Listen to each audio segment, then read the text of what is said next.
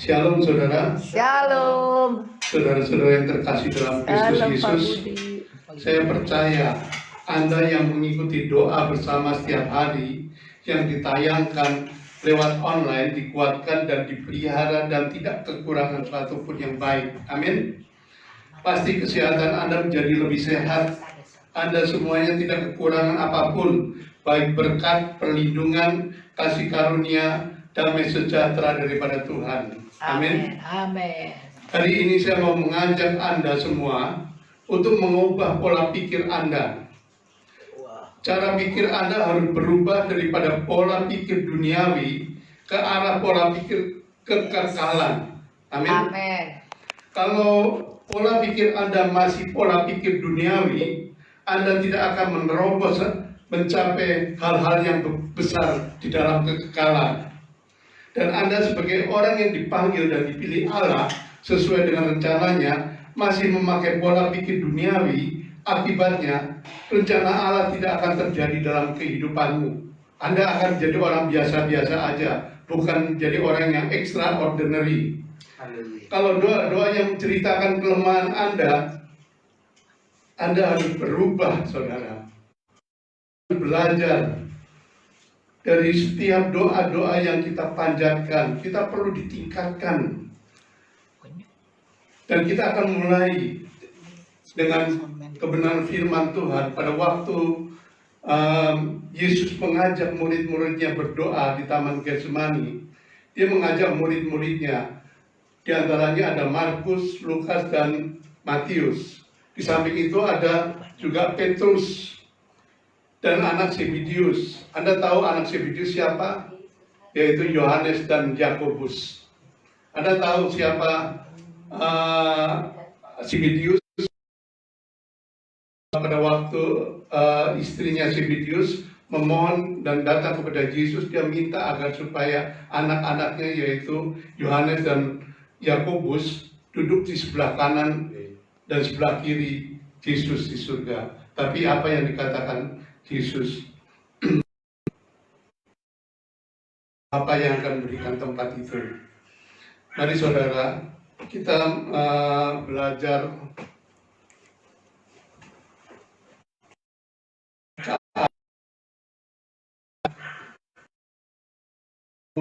Yesus membawa murid-muridnya ke Taman Getsemani dan berdoa. Di situ kita lihat murid-muridnya tertidur semuanya. Kenapa hal itu terjadi, saudara? Saya akan membahas sedikit, tapi sedikit ulasan ini, karena ini nyata benar bahwa apa yang Tuhan, apa yang ditulis oleh Markus, Lukas, dan Lukas, Matius, dan Markus itu adalah suatu kenyataan, suatu kebenaran, dan kita tidak bisa sangkal. Dan memang itu harus kita lewatin semuanya untuk kita mengerti dan kita tidak terperangkap dengan kondisi itu, tapi kita bagaimana meningkatkan kehidupan doa kita agar supaya kehidupan doa kita ini tidak membosankan, tidak berdoa untuk hal-hal yang jasmani yang membicarakan kelemahan kita dan membicarakan kelemahan Yesus. Mari kita harus berubah, saudara. Di sini ditulis apa yang ditulis Matius, Lukas, dan Markus, semuanya ini hampir sama. Hanya ada perbedaan sedikit, saudara. Apa yang ditulis oleh ketiga murid Yesus menggambarkan keadaan Yesus yang akan menggenapi kehendak Bapaknya untuk mati menanggung dosa manusia. Ketiga murid menggambarkan Yesus sebagai manusia biasa yang akan disalibkan dan mati. Yesus juga sebagai manusia biasa mengalami ketakutan yang luar biasa, keringat dingin yang keluar seperti darah. Dan Yesus berdoa 3 kali, kalau boleh cawan ini dilakukan, tetapi biarlah kehendak-Mu saja yang jadi. Yesus tahu harus mati menanggung dosa sebagai manusia. Yesus mengalami ketakutan. Kalau boleh Yesus tidak mengalami hal seperti yang diketahui dia harus mati disalibkan. Dalam Matius 26 ayat 38, di sini ditulis Lalu katanya kepada mereka, hatiku sangat sedih, seperti mau mati rasanya. Tinggallah di sini dan berjaga-jagalah dengan aku. Dan di setiap selesai doa, setelah itu ia kembali kepada murid-muridnya dan mendapati mereka sedang tidur, saudara. Kepada Petrus, tidakkah kamu sanggup berjaga-jaga 1 jam dengan aku? Berjaga-jagalah dan berdoalah supaya kamu jangan jatuh dalam pencobaan. Roh memang penurut, tapi daging lemah. Pergi untuk kedua kalinya untuk berdoa, katanya.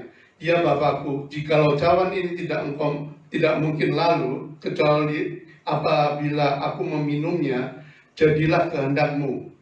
Ayat 43. Dan ketika ia kembali pula, ia mendapati mereka sedang tidur, sebab mata mereka sudah berat. Ia membiarkan mereka di situ, lalu pergi dan berdoa untuk ketiga kalinya, dan mengucapkan doa yang itu juga. Sesudah itu ia datang kepada mereka, tidurlah sekarang dan istirahatlah. Lihat, saatnya sudah tiba bahwa Anak Manusia diserahkan ke tangan orang berdosa. Mari saudara, saya mengajak Anda merenungkan di Taman Getsemani. Apa yang ditulis Matius, Lukas, dan Markus adalah gambaran Yesus sebagai manusia yang dipenuhi ketakutan. Dan murid-murid malah ketidur waktu diajak berdoa. Inilah keadaan apabila Anda berdoa, Anda nggak peduli dalam keadaan ini. Dan banyak orang yang diajak berdoa hanya tertidur semua. Bagaimana hal ini terjadi, saudara? Kita akan mengevaluasi. Saya bukan mau menghakimi, tapi mau mengevaluasi. Supaya bagaimana Tuhan mau meningkatkan kehidupan kita. Agar supaya hidup daripada kemuliaan kepada kemuliaan. Dan apa yang ditakutkan Yesus yang Yesus alami, Anda dan saya juga mengalami hal yang sama. Kalau diajak berdoa, bahkan Anda tertidur. Saya juga mengalami hal itu. Kalau doanya hanya tergantung pada masalah-masalah kelemahan-kelemahan kita dan menggambarkan Yesus juga sebagai manusia biasa, maka Anda tahu Yesus juga mengutarakan sebagai manusia biasa kelemahan-kelemahannya waktu mereka akan menghadapi masalah untuk mati di kayu salib. Karena apa yang ditulis Yesus sebagai manusia biasa dan ada juga digambarkan sebagai manusia roh yang penurut, tetapi daging ini lemah, maka Anda tidak bisa menanggap kondisi, situasi, dan keadaan yang menakutkan saat ini. Kalau Anda diajak berdoa, malah ketiduran, saudara. Itu wajar, karena roh penurut tapi daging lemah. Sekarang saya mau mengajak Anda mengubah pola pikir dari cara pandang Anda yang sudah tertanam seperti yang Matius, Lukas, Markus tulis, yang menggambarkan Yesus sebagai manusia biasa yang mengalami ketakutan. Dan Anda sebagai murid yang nggak peduli keadaan saat ini dan tertidur setiap doa Anda. Mari ubah pandangan Anda atau pola pikir kepada Yesus. Jangan kepada Yesus sebagai manusia biasa. Jangan kau memandang segala kelemahanmu masalah ini sebagai kelemahan yang perlu kamu doakan bertalu-talu semuanya. Dan itu terus membuat orang bosan. Kadang-kadang orang yang mendengar itu tertidur. Mari saudara, bagaimana kita harus tingkatkan bahwa agar supaya Anda semua tidak tertidur. Dan Anda menerima suatu kekuatan yang besar daripada Tuhan Yesus Kristus. Saya mempelajari sesuatu hal ini yang ingin saya bagikan kepada Anda. Anda tahu di situ bahwa murid-murid Yesus adalah Matius, Lukas, dan Markus, dan Petrus, serta anak Zebedeus yaitu Yohanes dan Yakobus. Tetapi apa yang ditulis oleh Matius, Markus, dan Lukas sangat berbeda dengan apa yang ditulis oleh Yohanes. Maka kita akan bandingkan ini, saudara.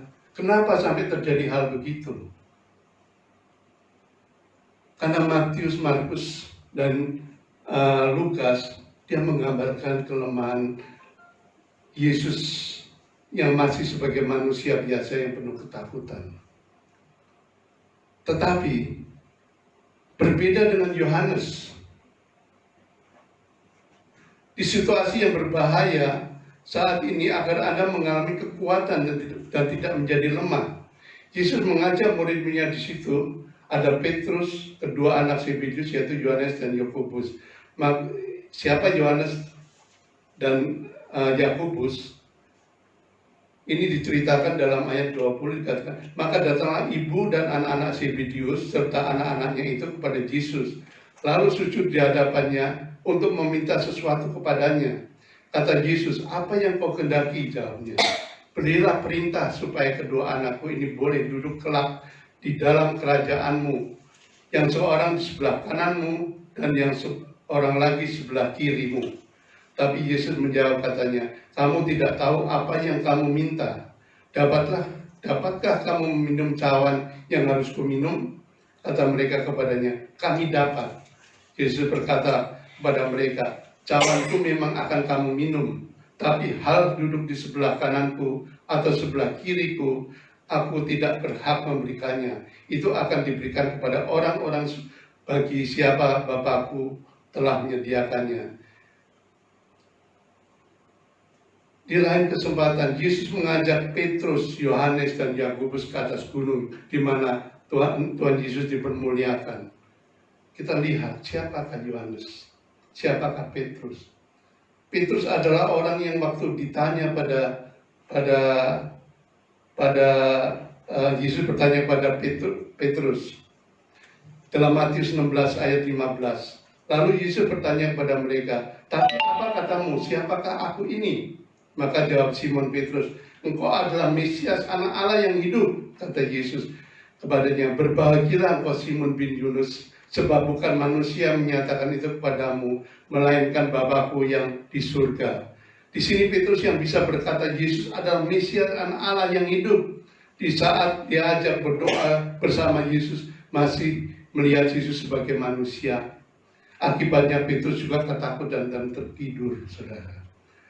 Saya mau mengajak Anda untuk mengalihkan pandangan Anda kepada Yesus sebagai Allah, seperti Yohanes mengalihkan pandangannya terhadap Yesus sebagai Allah. Ia menuliskan beda dengan apa yang dituliskan Matius, Lukas, dan Markus. Yohanes menuliskan saat Yesus sebelum disalibkan, Yesus tidak ketakutan, saudara, tapi malah mendoakan murid-muridnya.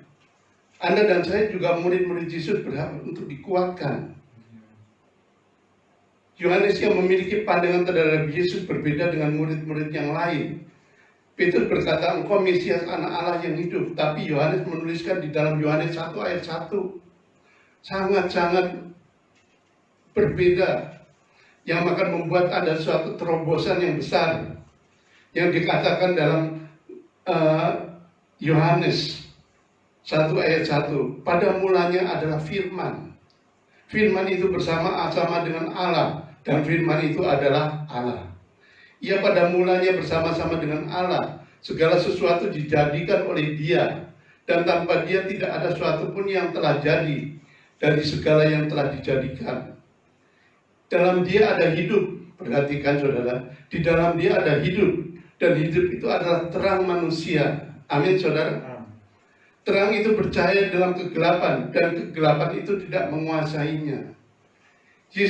Yohanes memandang Yesus sebagai firman, dan firman itu bersama dengan Allah sendiri.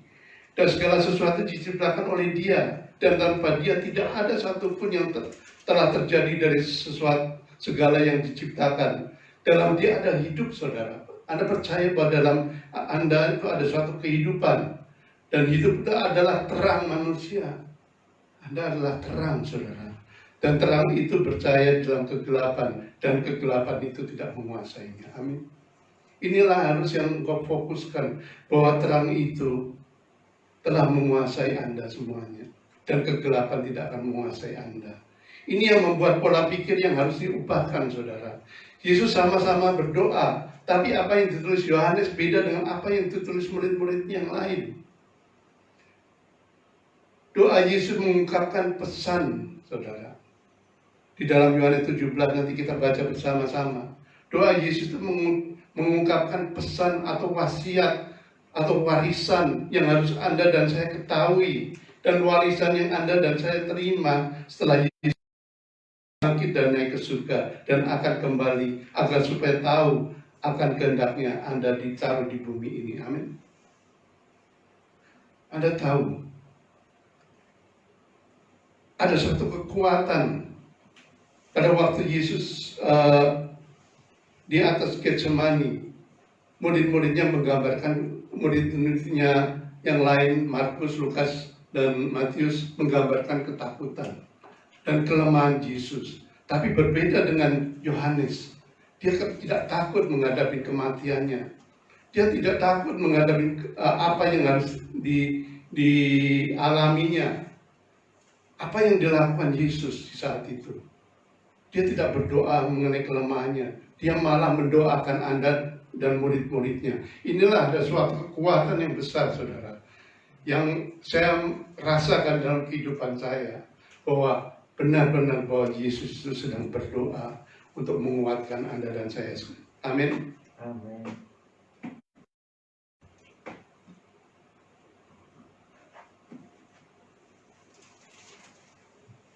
Doa Yesus mengungkapkan pesan atau wasiat yang harus Anda dan saya ketahui.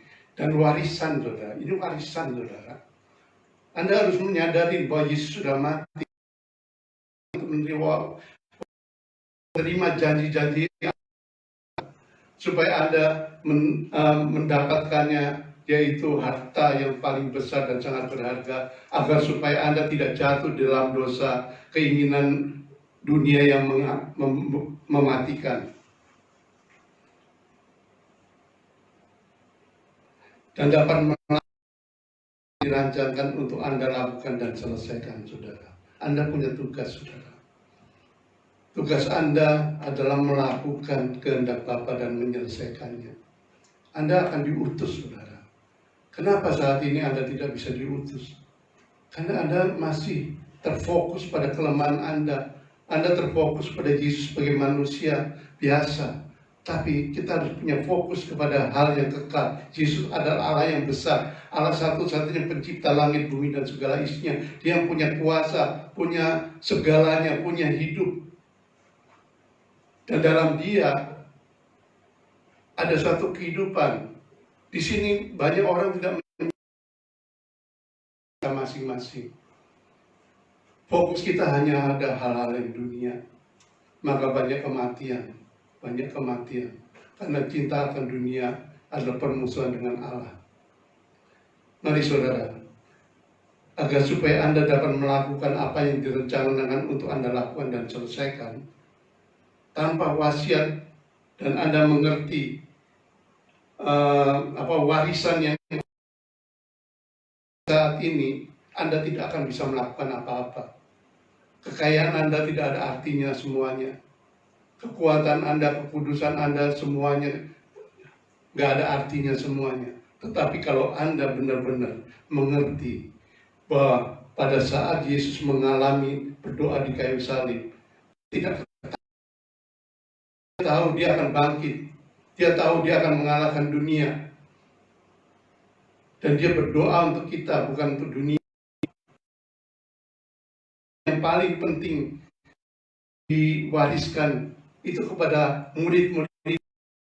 Saya adalah murid-murid Yesus. Amin. Ini Anda tidak akan dapat melakukan pekerjaan yang baik rancangkan sebelum dunia dijadikan. Agar melakukan kehendak Bapa yang melakukan kehendak Yesus yang mengutus Anda dan saya, dan jadilah kehendaknya di bumi ini seperti di dalam surga. Saat ini, saudara, kami belum ada kehendak Allah yang terjadi di bumi ini seperti dalam surga. Maka dari itu, saudara, kalau kita punya pola pikir, kita berubah, arahkan hatimu, pandanganmu pada yang kekalan, maka saya mengajak Anda di dalam Yohanes 17 ayat 1. Kita akan belajar, saudara, doa Yesus untuk murid-muridnya.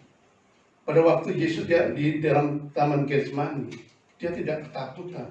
Dia malah mendoakan, saudara. Doa Yesus untuk murid-muridnya. Ini penting, saudara. Bahwa Anda yang mengalami ketakutan, mengalami masalah saat ini, Tuhan sedang berdoa kepada Anda. Amin. Demikianlah kata Yesus. Lalu ia menengadah ke langit dan berkata, Bapa, telah tiba saatnya, permuliakanlah anakmu supaya anakmu mempermuliakan engkau. Sama seperti engkau telah memberikan kepadanya kuasa atas segala yang hidup, demikian pula ia akan memberikan hidup yang kekal kepada semua yang telah engkau berikan kepadanya. Sungguh dahsyat, saudara, doa yang dipanjatkan kepada Bapaknya itu bersama itu adalah Allah. Dia ingin Bapaknya mempermuliakan anaknya, mengembalikan agar supaya kemuliaan yang didapat sebelum dunia bersama dengan Allah terjadi dalam kehidupannya. Dan sama seperti engkau telah memberikan kepadanya kuasa atas segala yang hidup, demikian pula ia akan memberikan hidup yang kekal kepada semua yang telah engkau berikan kepadanya. Inilah hidup yang kekal itu, yaitu bahwa mereka mengenal engkau satu-satunya Allah yang benar dan mengenal Yesus yang telah engkau utus. Amin. Mengenal Allah satu-satunya, Allah yang benar, Yesus Kristus yang telah engkau utus.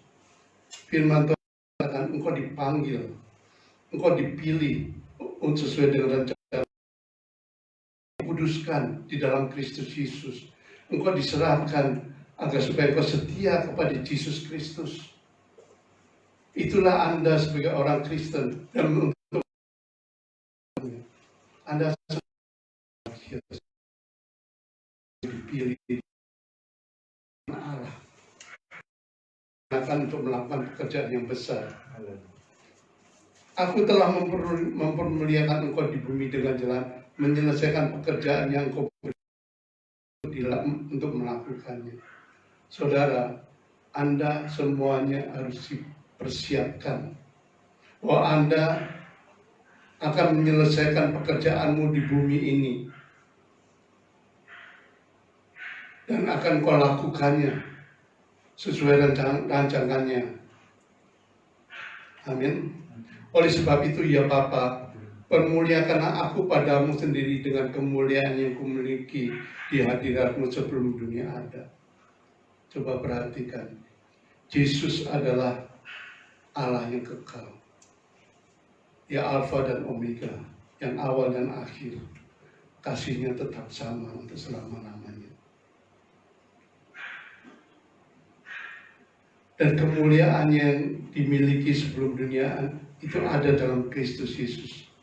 Aku telah menyatakan namamu kepada semua orang yang engkau berikan kepadaku dari dunia. Mereka itu milikmu, dan engkau telah memberikan mereka kepadaku, dan mereka telah menuruti firman-Mu. Sekarang mereka tahu bahwa semua yang engkau berikan kepadaku itu berasal daripadamu. Amin. Tuhan menyatakan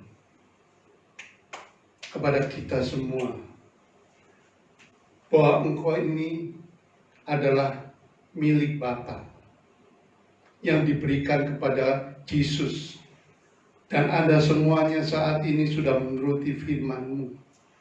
Sekarang mereka tahu bahwa semuanya engkau berikan padaku itu berasal daripadamu. Jadi Anda Yesus tahu bahwa Anda itu adalah milik Bapa. Anda adalah sangat berharga. Sebab segala firman yang engkau sampaikan kepadaku telah kusampaikan kepada mereka, dan mereka telah menerimanya. Mereka tahu benar bahwa aku datang daripadamu, dan mereka percaya bahwa engkau lah yang telah mengutus aku. Di sini aku berdoa untuk mereka, bukan untuk dunia. Perhatikan saudara, betapa hebatnya Yesus pada waktu mau disalib. Dia tidak mengeluh, dia tidak menyatakan dirinya sebagai manusia biasa, Dia tidak ketakutan, tapi dia berdoa untuk mereka, bukan untuk dunia mereka berdoa, tapi untuk mereka yang telah Engkau berikan kepadaku, sebab mereka adalah milikku. Dia sedang berdoa untuk Anda dan saya, karena Anda adalah milik Bapa yang diserahkan pada Yesus. Anda sangat tahu kan, saudara, betapa Anda itu adalah orang-orang yang direncanakan adalah milik Bapa, dan segala milikku adalah milikmu, dan milikmu adalah milikku, dan aku telah dipermuliakan di dalam mereka.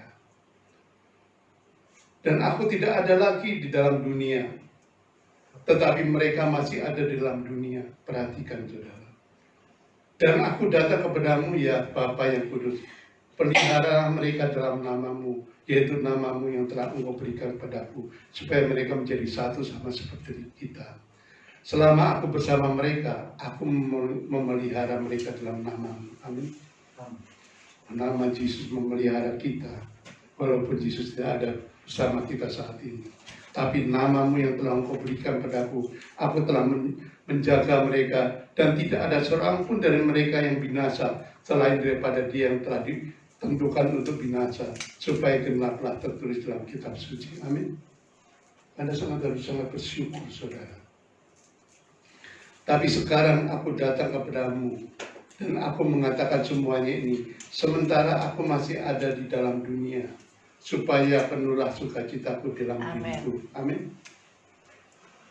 Aku telah memberikan firman-Mu pada mereka, dan dunia membenci mereka. Dunia sudah membenci kita, saudara.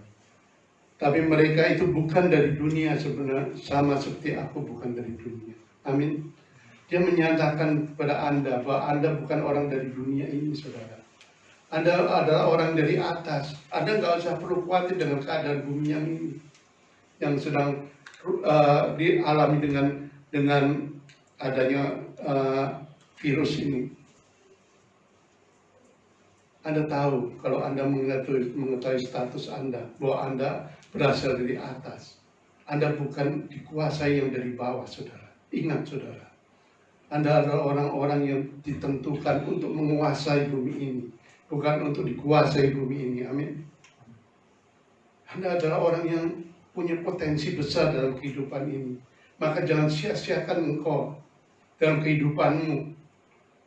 Arahkan selalu hidupmu pada Tuhan yang Maha Kekal.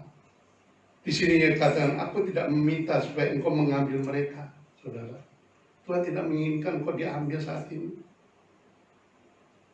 Tapi supaya Bapa melindungi mereka daripada yang jahat, saudara. Udah nyata, saudara, kekuatan Tuhan. Doa Tuhan nyata. Anda tidak bisa berdoa, tapi Anda butuh doa. Doa yang paling hebat adalah doa Yesus, bukan doa-doa Anda, bukan doa pendeta Anda. Anda lihat doa-doa Yesus di kayu salib. Dia mengutarakan seluruh isi hatinya kepada Anda dan saya. Siapakah Anda ini sebetulnya? Engkau adalah milik Bapa. Amin, saudara. Anda adalah orang yang direncanakan Bapa. Tuhan tahu sebelum engkau ditaruh di dalam kandungan ibumu, Tuhan mengenal engkau. Bahkan di Amsal 8 dikatakan, pada waktu Tuhan menciptakan langit bumi dan isinya, engkau bersama dengan Tuhan. Engkau punya kehidupan yang kekal, saudara. Maka dari itu, saudara-saudara, jangan sampai engkau arahkan hidupmu pada hal dunia yang bawa kepada kebinasaan. Kembali arahkan hidupmu kepada hal yang kekal. Itulah tujuan hidupmu yang akan kau capai. Kuduskanlah mereka dalam kebenaran. Firman-Mu adalah kebenaran. Sama seperti engkau telah mengutus aku ke dalam dunia, demikian pula aku telah mengutus mereka ke dalam dunia, saudara. Ingat, saudara sedang diutus di bumi ini. Anda tidak punya kekuatan apa-apa kalau Anda masih berpikir sebagai orang yang lemah, yang selalu berdoa minta terus, dan menganggap Yesus yang sebagai manusia biasa. Tetapi pada saat engkau pandanganmu terarah kuasa pencipta langit bumi, Allah yang kekal, maka pikiranmu akan diubahkan. Anda akan melihat masa depanku jauh lebih baik daripada masa depanmu yang engkau harapkan hanya ingin kaya atau apapun juga. Gak ada artinya, saudara. Dan aku menguduskan diriku bagi mereka. Bayangin, saudara, Tuhan menguduskan dirinya bagi engkau dan saya, supaya mereka pun dikuduskan dalam kebenaran. Dan bukan untuk mereka ini saja aku berdoa, tapi juga untuk orang-orang yang percaya kepadaku oleh pemberitaan mereka. Jadi pada waktu Anda menginjil, memberitakan kebenaran firman Tuhan, maka kekuatan Allah membenarkan mereka. Dan mereka dikuduskan semuanya, supaya mereka semua menjadi satu. Tujuan Allah, kehendak Allah, supaya mereka semua menjadi satu, sama seperti engkau ya Bapa di dalam aku, dan aku di dalam engkau. Agar mereka juga di dalam kita, supaya dunia percaya bahwa engkau yang telah mengutus aku. Ingat, saudara, kekuatan akan kau dapatkan pada waktu engkau menghayati kebenaran firman Tuhan yang ditulis dalam Yohanes 17 ini, bahwa engkau akan diutus, saudara. Sebelum engkau diutus, engkau diberikan satu pengertian yang benar, bahwa engkau dikuduskan, engkau diberikan kekuatan, kuasa, kemampuan, kehidupan yang kekal. Engkau punya pikiran Allah, punya pikiran dan kehendak Allah, punya hikmat Allah, punya pengertian dari Allah. Semuanya berbeda, semuanya bukan dari hikmat dunia, tapi hikmat daripada Tuhan. Betapa hebatnya engkau, saudara, sadari akan itu. Maka dari itu, rendahkanlah dirimu serendah mungkin, maka Tuhan akan meninggikan engkau. Aku di dalam mereka dan engkau di dalam aku, supaya mereka sempurna menjadi satu, agar dunia tahu bahwa engkau yang telah mengutus aku, dan bahwa engkau mengasihi mereka sama seperti engkau mengasihi aku. Ya Bapa, aku mau supaya dimanapun aku berada, mereka juga berada bersama aku, bersama dengan aku. Mereka yang telah engkau berikan padaku, akan mereka memandang kemuliaanku yang telah engkau berikan padaku, sebab engkau telah mengasihi aku sebelum dunia dijadikan. Saudara, perhatikan di sini semua. Ya Bapa, aku mau supaya dimanapun aku berada, mereka juga berada bersama-sama dengan aku. Begitu sayangnya dan kasihnya Yesus kepada Anda. Dia sudah menyatakan kepada Anda semuanya, dan arah tujuan berada, engkau akan berada. Amin. Dan engkau telah mengasihi aku sebelum dunia dijadikan. Ya Bapa yang adil, memang dunia tidak mengenal engkau, tetapi aku mengenal engkau, dan mereka ini tahu bahwa engkau lah yang telah mengutus aku. Mereka tahu utusan Allah, saudara. Kalau Anda tahu Anda sebagai utusan, Anda harus memiliki kuasa dan nyatakan itu dalam kehidupan Anda. Anda jangan melihat kelemahan Anda. Jangan Anda merasa lemah. Anda adalah orang-orang, dan aku telah memberitakan namamu dan kepada mereka, dan aku akan memberitahukannya, supaya kasih yang engkau berikan kepadaku ada di dalam mereka dan aku di dalam mereka. Dengan kasih yang telah engkau terima dari Yesus, akan melakukan pekerjaan yang baik berdasarkan kasih, saudara. Manusia tidak bisa mengerti kehendak Tuhan. Dia hanya memakai pengetahuan baik dan jahat, maka dia tidak mengerti kehendak Tuhan. Tetapi pada waktu Anda tidak memakai lagi pengetahuan baik dan jahat, tapi memakai kasih, maka semuanya akan berubah, saudara. Anda akan melihat kasih menyatukan, kasih mengampuni, kasih memberkati dan sebagainya. Dengan kasih yang telah engkau terima dari Yesus, engkau akan melakukan pekerjaan yang besar berdasarkan kasih, saudara. Inilah saatnya, saudara. Anda akan melakukan di mana dunia tidak ada kasih, tapi engkau punya kasih. Dengan kasih ini engkau akan melakukan suatu perkara-perkara yang besar, bukan pekerjaan baik berdasarkan kemampuan Anda, tapi berdasarkan kasih. Yohanes juga menuliskan wahyu, saudara. Amin. Yang menuntun umat Tuhan kepada hidup yang kekal, di mana engkau akan menuju. Dunia ini sedang berjalan, saudara. Perjalanan hidup Anda tidak sampai hanya untuk memuaskan keinginan daging semua. Tapi engkau punya tujuan, yaitu masuk kepada hidup yang kekal. Yohanes menuliskan semuanya di dalam wahyu Tuhan. Dia orang yang berbeda, saudara. Dia memandang Yesus sebagai Allah. Pada mulanya ada firman, firman itu bersama dengan Allah, dan firman itu adalah Allah sendiri. Kalau Anda pandangan Anda kepada yang hal ini, maka arah hidupmu akan tertuju pada hidup yang kekal. Dan kau akan tahu dan mengerti rancangan Tuhan, kehendak Tuhan yang sudah diberitakan di dalam doa-doanya, supaya kau sadar, saudara, bahwa kau punya tujuan, bukan untuk menjadikan keinginanmu terjadi di bumi ini, tapi supaya kehendak Tuhan yang jadi. Dan dikatakan di mana aku berada, engkau ada bersama dengan Yesus. Ya Bapa, aku mau supaya di mana aku berada, mereka juga berada bersama-sama dengan aku. Mereka yang telah engkau berikan padaku, agar mereka memandang kemuliaanku. Engkau akan memandang kemuliaan Tuhan dalam kehidupan Anda. Itu yang akan engkau hadapi, yang Tuhan sedang arahkan saat ini. Jangan lihat kelemahanmu. Anda adalah orang yang berharga. Anda adalah punya kekuatan yang besar. Tuhan akan membawa engkau dan saya ke masa depan di dalam hidup yang kekal. Amin, saudara. Di samping itu, saudara akan memberitakan kebesaran Tuhan.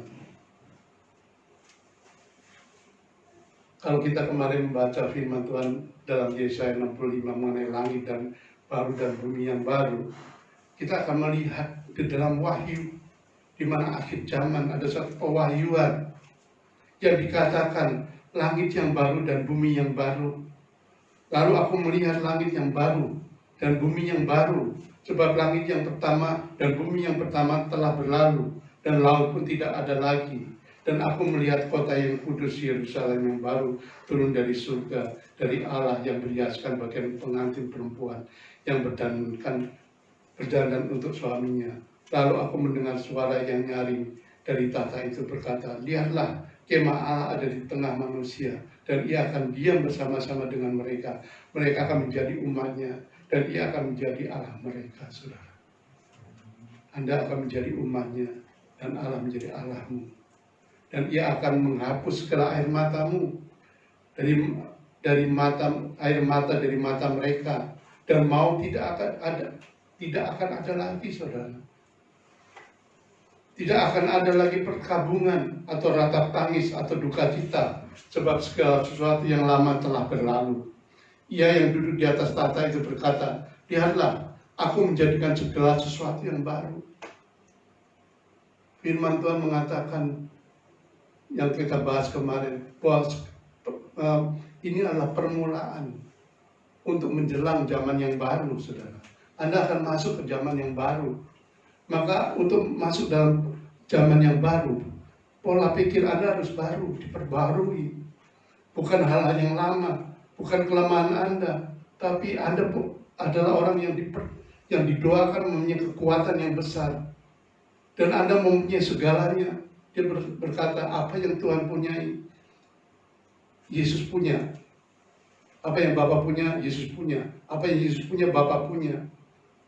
Dan apabila Anda ada dalam Yesus dan Yesus ada dalam Bapa, maka apa yang Bapa punya juga Anda punya. Betapa kayanya Anda ini, saudara.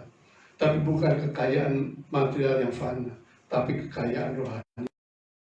Itu signifikan yang kau lihat dalam kehidupan Anda, bahwa kekayaan dunia ini tidak ada artinya, saudara.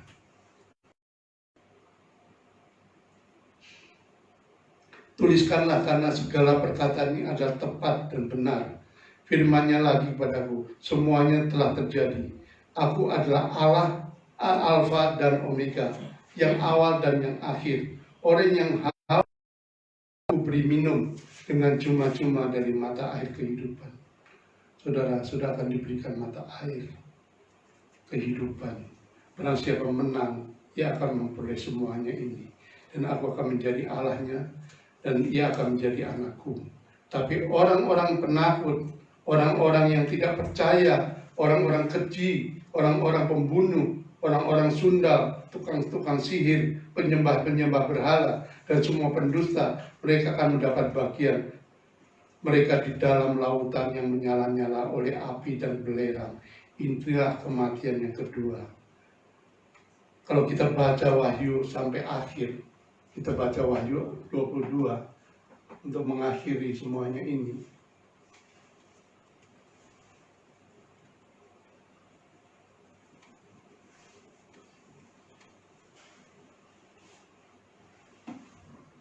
Lalu ia menunjukkan kepada aku sungai air kehidupan yang jernih bagaikan kristal dan mengalir keluar dari tahta Allah dan tahta anak domba itu. Di tengah-tengah jalan kota itu, yaitu di seberang nyebrang sungai itu, ada pohon-pohon kehidupan yang berbuah 12 kali lipat, 12 kali tiap-tiap bulan sekali, dan daun pohon-pohon itu dipakai untuk menyembuhkan bangsa-bangsa.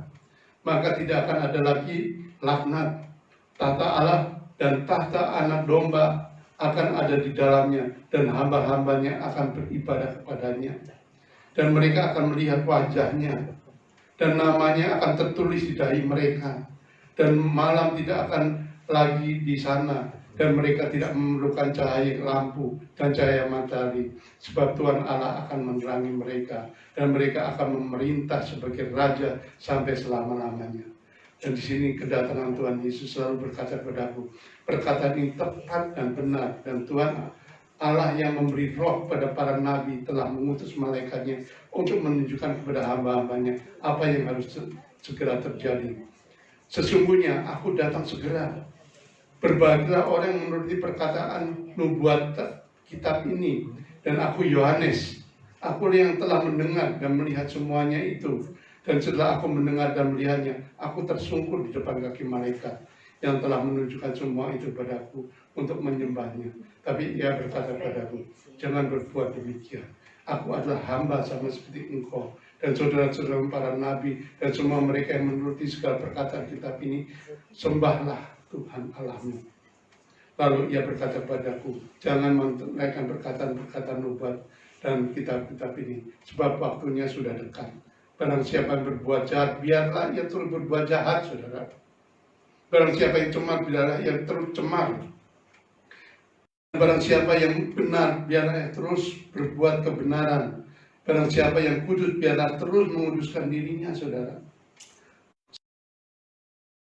Dan aku akan membawa upahku untuk membalaskan kepada setiap orang menurut perbuatannya.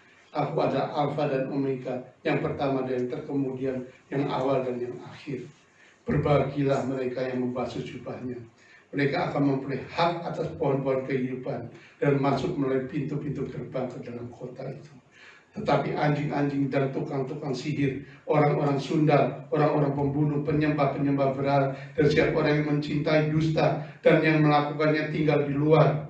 Aku Yesus telah mengutus malaikatku untuk memberi kesaksian tentang semuanya kepadamu.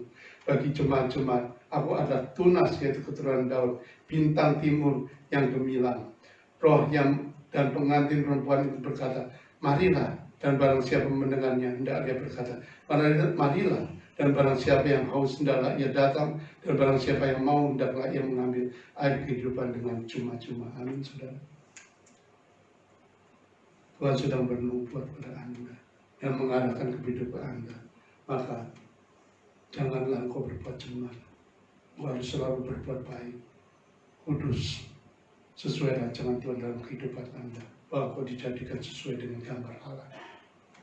Inilah saatnya Anda mengambil posisi untuk dikembalikan kepada rancangannya, agar supaya Anda bisa melakukan pekerjaan yang besar yang Tuhan rancangan sebelum dunia dijadikan.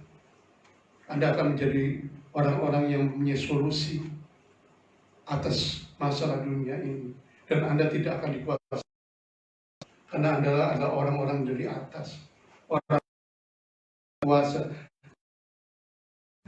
harta di surga, yang punya harta yang berharga, punya pikiran Allah, punya hikmat Allah, punya kehendak Allah, punya rancangan Allah yang besar, punya tujuan Allah yang kekal. Maka dari situ lengkapilah dirimu kepada kebenaran, kepada rancangan Allah yang besar.